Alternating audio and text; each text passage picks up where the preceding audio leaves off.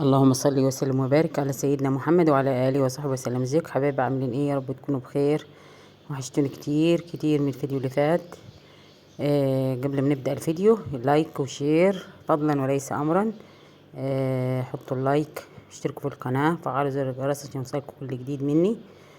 يلا نسمي بسم الله ونصلي على الرسول. اللهم صل وسلم وبارك على سيدنا محمد. ونبدأ فيديو النهارده.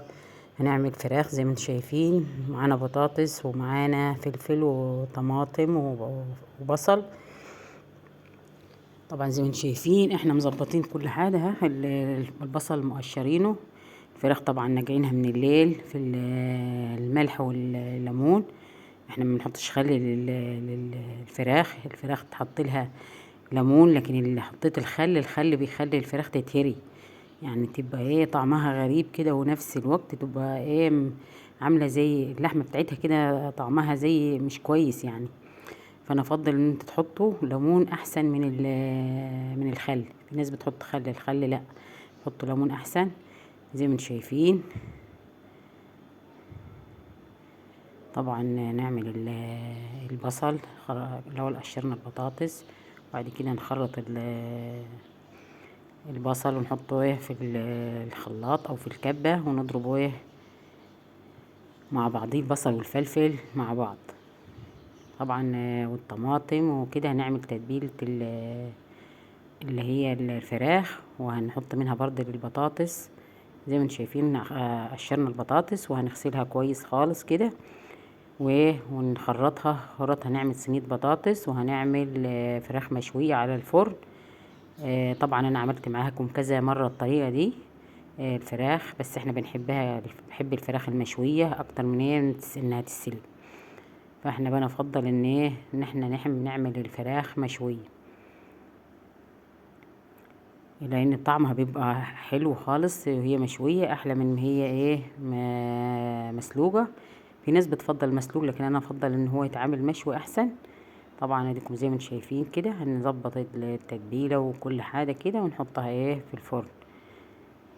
بس الاول هنخرط فلفل كده وبصله في الصينيه دي اللي هنحط فيها البطاطس زي ما انتم شايفين. وهنحط كمان جايه طماطمايه برضه كده في الجعر كده من تحت، جعر الصينيه، كما ايه يدي طعم كده وريحه حلوه كده للبطاطس.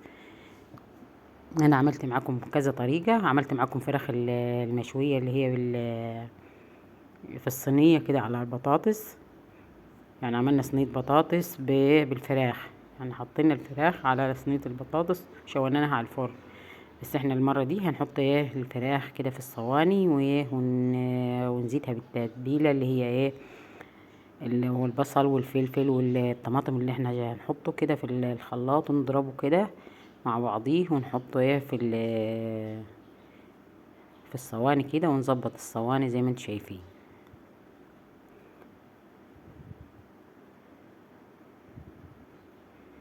طبعا نحط دول فرختين. طبعا كنا ناقعينهم زي ما قلت لكم من الليل في التتبيله بتاعتهم اللي هو الملح والليمون وكنا عاملين لهم كده بصلايه كده على الماشي، بس بصلايه من غير ايه طماطم ولا اي حاجه. طبعا وبعد كده صبحنا الصبح غسلناهم غسله نظيفه برضه تاني، غسله حلوه كده، شطفناهم شطفه حلوه وابتدينا نظبطهم عشان نحطهم ايه، حطيناهم في الصواني عشان هنعملهم التتبيله بتاعتهم ونحطهم على الفرن على طول. طبعا انا عشان انا نقعهم من الليل، انا ما هنقعهمش تاني، ما هستناهم، ما احطلهمش في التتبيله تاني واسيبهم لو بعد كده اروح احطهم. طبعا انا اعملهم على طول كده واخدهم على الفرن، لان انا نقعهم من الليل في التتبيله، يبقى ايه مش هحطهم تاني في التتبيله. طبعا نحط ملح وفلفل زي ما انتم شايفين، وما نحطش توم باودر ولا بصل باودر ولا اي حاجه، هنحط ملح وفلفل بس وتوابل الفراخ، يعني ما هنحطش اي حاجه تاني غير ايه توابل الفراخ. زي ما انتم شايفين توابل الفراخ دي جايبينها من مطروح، من مرسى مطروح، وايه توابل حلوه خالص والله.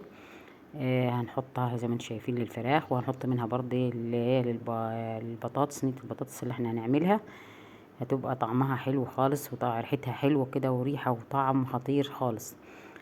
هنزيد التتبيله دي اللي انتم شايفينها، هنحط منها للفراخ وهنحط منها للبطاطس، بس هنزود ايه الطماطم شويه. هنا هحط حته السمنه على الوش قبل ما احط ايه لازم تحط حته السمنه للفراخ والبتاع طبعا لما هتتسبك وتستوي وهتتسبك من غير سمنة. لا طبعا لازم تحط سمنة عشان هي الفراخ زي ما انتم شايفين. هنحط التتبيلة كده اهي، وهنحطها في الفرن على طول، ما هنخليهاش ما هنسيبهاش كده وهي نركنها ونسيبها، لا هناخدها على الفرن زي ما انتم شايفين على طول كده، نحطها في الفرن. طبعا هنعمل شوية طماطم تاني للبطاطس، لان البطاطس انا حاساها التتبيلة بتاعتها بيضة، فاحنا هنحط طماطم زي ما انتوا شفتوا كده للبطاطس، لكن الفراخ لا هنحطلهاش تاني طماطم ولا اي حاجة. كده خلاص كده ظبطنا البتاع، هنهزهم كده شوية ونظبط الصواني، وبعد كده ناخدهم على الفرن حسبة ساعة. يعني البطاطس والفراخ هياخدوا حسبة ساعة ونص في الفرن. يعني هياخدوا البطاطس هتاخد ساعة، لكن الفراخ هتاخد ساعة ونص في الفرن. طبعا هتستوي في الفرن، وبعد ما تستوي هنسيبها تتحمر طبعا على الجنبين، هنقلبها ونحمرها على الجنب ده والجنب ده. زي ما انتم شايفين هنحطهم في الفرن وهنزود النار شوية.